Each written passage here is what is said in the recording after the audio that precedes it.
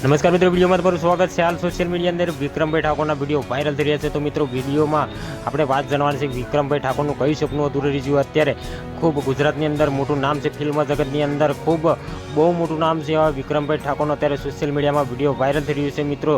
તો તેમની માતા વિશે કંઈક 2-3 શબ્દ બોલ્યા હતા, તો તેમની માતાના લીધે કંઈક સપનું અધૂરું રહી ગયું છે। તો મિત્રો, આમ કહેવાય કે વિક્રમભાઈ ઠાકોર પોતાની માતાને પોતાની સાથે ન રાખી શક્યા। આનું કારણ એક જ હતું કે મિત્રો, વિક્રમભાઈ ઠાકોર સિટીમાં રહેતા હતા અને તેમની માતા ગામડામાં રહેતા હતા। તેમની માતાને સિટીમાં ફાવતું ન હતું, એટલે વિક્રમભાઈ વારંવાર કેવા છતાં પણ તેમની મા તેમની સાથે ન રહી શક્યા।